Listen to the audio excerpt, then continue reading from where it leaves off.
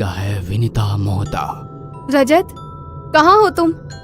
सारी दूर ढूंढ लिया मगर ये रजत का कोई पता ही नहीं चल रहा।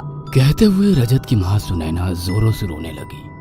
अरे तुम भी ना बेकार में ही परेशान हो रही हो, बच्चे यहीं तो खेल रहे थे, यहीं कहीं होगा, थोड़ी देर में आ जाएगा। रजत के पापा रंजीत ने उसकी माँ को चुप कराने की कोशिश की मगर माँ का दिल अनहोनी के कारण धड़क रहा था। वहीं रजत की बहन वैदेही दूर खड़ी मुस्कुरा रही थी। वैदेही रंजीत की पहली पत्नी की बेटी है। वैदेही की माँ का देहांत बेटी को जन्म देते समय ही हो गया। सभी लोग वैदेही को ही अपशगुनी समझते थे, इसलिए घर में कोई भी उससे प्यार नहीं करता था। सौतेली माँ का घर में दबदबा था, इसलिए दादी भी वैदेही को अपने करीब नहीं आने देती। सुनैना घर के सारे काम वैदेही से ही करवाती, यहाँ तक कि उसे स्कूल भी नहीं जाने देती। वैदेही के पापा वीकडेज में अक्सर शहर से बाहर रहते थे, वीकेंड में ही अपने गांव आते थे। तब 2 दिन सुनैना वैदेही के साथ थोड़ा अच्छा व्यवहार करती थी।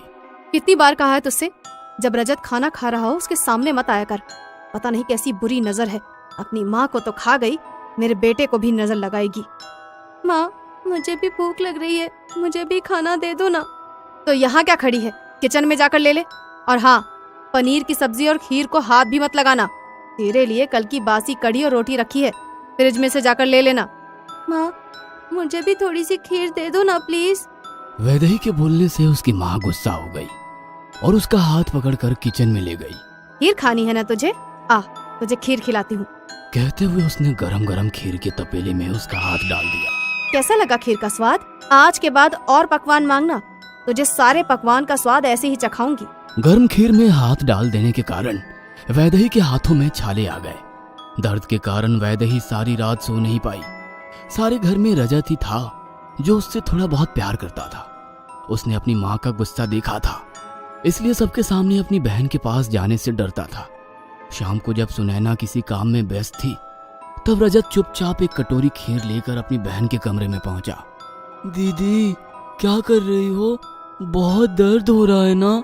तू यहाँ क्या कर रहा है? चुपचाप चले जा यहाँ से, वरना हमसे बुरा कोई नहीं होगा। वैसे ही हम बहुत तकलीफ में हैं और तुम हमारे जले पर नमक छिड़क रहे हो। नहीं दीदी, मैं आपको परेशान करने नहीं आया, बल्कि आपके लिए खीर लेकर आया हूँ। आपको बहुत पसंद है ना? नहीं चाहिए मुझे कुछ भी, तू भी यहाँ से चले जा। तू मेरा भाई नहीं है, तू तो मम्मी का बेटा है, मेरी सौतेली माँ का बेटा। सब लोग सच ही कहते हैं, सौतेली माँ कभी माँ नहीं बन सकती। आज तक उन्होंने कभी भी तुझे हाथ तक नहीं लगाया और मुझे छोटी छोटी गलतियों पर मारती है, और आज उन्होंने मेरा पूरा हाथ ही जला दिया। रजत के मनाने के बावजूद वैदेही नहीं मानी। रजत उसके कमरे से बाहर आ गया। कुछ दिनों के बाद जब रंजीत वीकेंड पर घर आया तो वैदेही का हाथ देखकर सवाल करने लगा। तब वैदेही कुछ बोलती, उसके पहले ही सुनैना बोल पड़ी। अरे बस कुछ नहीं, आपकी लाडली को थोड़ा भी सब्र नहीं रहता। उसके पसंदीदा खीर बनी थी, उसने गरम गरम ही खीर खाने की चेष्टा करी, जो उसके हाथों पर गिर गई। डॉक्टर को दिखाया है, कुछ दिनों में ठीक हो जाएगा। रंजीत ने उसे प्यार से सहलाया और फिर कहा, आज शाम को हम सब मेले में चलेंगे। आज शिवरात्रि का मेला लगा होगा। शाम को सभी लोग मंदिर के दर्शन करने के बाद मेले में गए। मेले में कई साधु आए थे।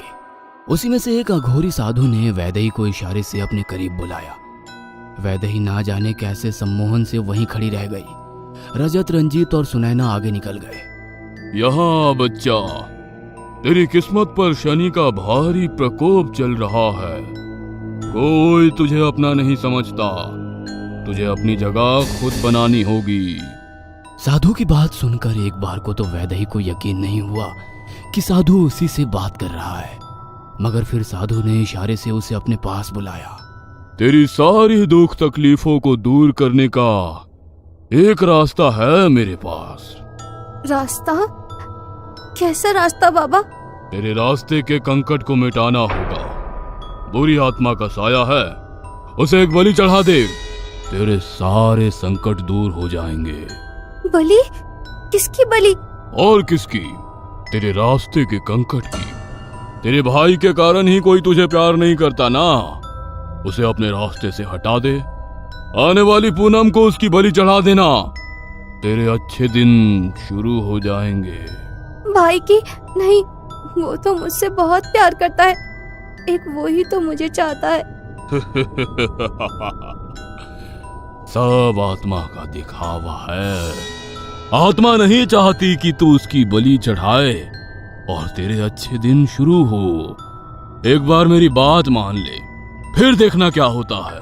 अमावस्या से लेकर पूर्णिमा तक वैदेही के मन में उथल पुथल मची हुई थी कि वह क्या करे। हर दिन अघोरी कैसे ना कैसे अपने भाई की बलि देने के लिए उकसा रहा था। आखिरकार वैदेही ने अपनी भाई की बलि देने का मन बना ही लिया। रजत, कहाँ हो तुम? इधर आओ, देखो मुझे क्या मिला है। क्या है दीदी, मुझे भी दिखाओ। देख, शंख। वाह, ये कहाँ से मिला आपको? मुझे भी चाहिए। नदी के किनारे बहुत सारे हैं, चल मेरे साथ, हम लोग ढूंढ कर लेकर आएंगे, फिर वहीं पर थोड़ी देर लुका छुपी खेलेंगे। वाह, लुका छिपी, मजा आएगा। वैदेही रजत को बहला फुसलाकर अपने साथ नदी के किनारे ले गई। अघोरी अपनी गुफा में उन लोगों का इंतजार कर रहा था। रजत, तुम जाकर छुप जाओ, मैं तुम्हें ढूंढने आऊंगी। लुक छुप जाना, नजर न आना, ढूंढने आऊंगी मैं, मुझे नजर न आना। रजत वैदेही के कहने पर छुपने की जगह ढूंढने लगा। नदी के किनारे उसे कोई जगह नजर नहीं आई। सामने अघोरी की गुफा में वो घुस गया। अघोरी उसी का इंतजार कर रहा था। पीछे पीछे वैदेही भी गुफा में चली गई। अघोरी इन दोनों का ही इंतजार कर रहा था। वैदेही का इशारा पाकर अघोरी ने रजत की बलि चढ़ा दी। वैदेही अकेले घर आ गई। घर वाले रजत को ढूंढ रहे थे। रजत, कहाँ हो तुम? सारी दूर ढूंढ लिया, मगर ये रजत का कोई पता ही नहीं चल रहा। कहते हुए रजत की माँ सुनैना जोरों से रोने लगी। अरे तुम भी ना बेकार में ही परेशान हो रही हो। बच्चे यहीं तो खेल रहे थे, यहीं कहीं होगा, थोड़ी देर में आ जाएगा। रजत के पापा रंजीत ने उसकी माँ को चुप कराने की कोशिश की, मगर माँ का दिल अनहोनी के कारण धड़क रहा था। वहीं रजत की बहन वैदेही दूर खड़ी मुस्कुरा रही थी। देर रात तक जब रजत घर नहीं आया तब सब उसे ढूंढ रहे थे, मगर वैदेही काट के सामने खड़ी होकर मुस्कुरा रही थी। लुक छुप जाना, नजर न आना, ढूंढने आऊंगी मैं, मुझे नजर न आना। रजत, कहाँ हो तुम? देखो, मैं दाम दे रही हूँ। अब मेरा अच्छा समय शुरू होने वाला है। सब कोई तुमको ही प्यार करते थे, मेरी ओर कोई ध्यान ही नहीं देता था, मगर अब और नहीं, सब मुझे भी प्यार करेंगे। तुम जाकर छुप जाओ, किसी को नजर मत आना, समझे रजत? कहते हुए वैदेही बाथरूम में ही जोर जोर से हंस रही थी। तभी उसे लगा कि बाथरूम में कोई है। वह उसकी ओर देख पाती कि अचानक घर की लाइट चली गई। एक और सब रजत के नाम मिलने से परेशान थे, वहीं दूसरी ओर घर में अंधेरा था। तभी वैदेही को रजत की आवाज सुनाई दी। दीदी, मैं छुप गया, ढूंढो मुझे। अरे, आप तो चीटिंग करती हो, आपने मुझे ढूंढ लिया। अब आपकी बारी, आप छुपो। लुक छुप जाना, नजर न आना, ढूंढने आऊंगा मैं, मुझे नजर न आना। रजत की आवाज सुनकर वैदेही अंधेरे में इधर उधर देखने लगती है, मगर उसे कोई नजर नहीं आता। अचानक रजत जोरों से हंसने लगता है और घर की लाइट आ जाती है। वैदेही घबराकर अपनी दादी के पास जाती है और उनकी गोद में सिर रखकर बोलती है, दादी, रजत, दादी, वो रजत। हाँ मेरी बच्ची, तेरी परेशानी समझ सकती हूँ। अपने भाई के लिए परेशान है, मगर ना जाने कहाँ चले गया। शाम से उसे ढूंढ रहे हैं, मगर वो नजर ही नहीं आ रहा। वैदेही ने कुछ कहने के लिए गर्दन ऊपर करी तो उसे दादी के पीछे रजत नजर आया। रजत अपनी आंखें बंद करके बोल रहा था, लुक छुप जाना, नजर न आना, ढूंढने आऊंगा मैं, मुझे नजर न आना। रजत को देखकर वैदेही चीख कर वहां से हट गई। रजत अभी भी वैदेही के पीछे पीछे चल रहा था। दादी, रजत कहीं नहीं गया, वो यही है, देखो आपके पीछे खड़ा है।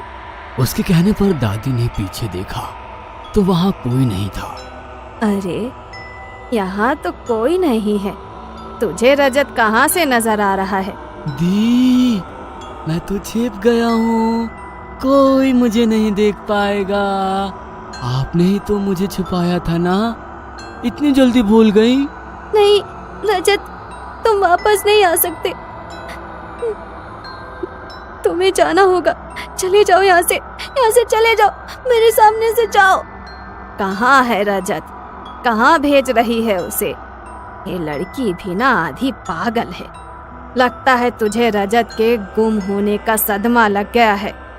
परेशान मत हो मेरी बच्ची, रजत मिल जाएगा, चल सो जा। कहते हुए दादी ने वैदेही को सुला दिया। अगली सुबह घर में सभी परेशान थे। सारी रात ढूंढने के बावजूद भी रजत का कोई पता नहीं चला था।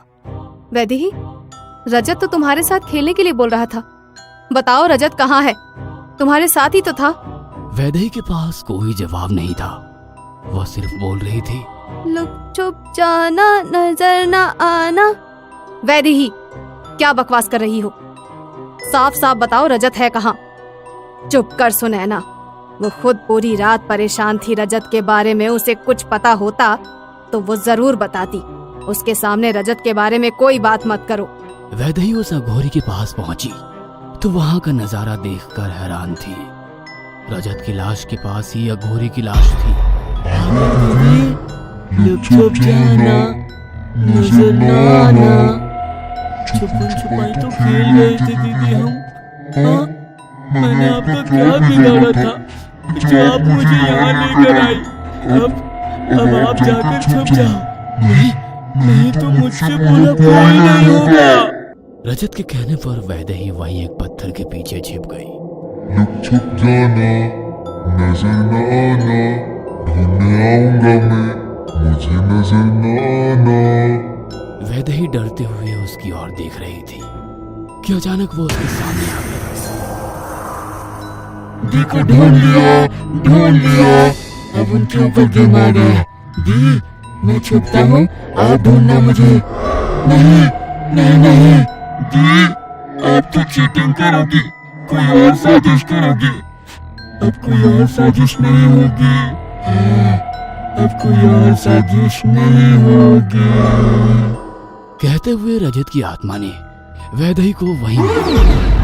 लुक छुप जाना, नजर न आना, ढूंढने आऊंगा।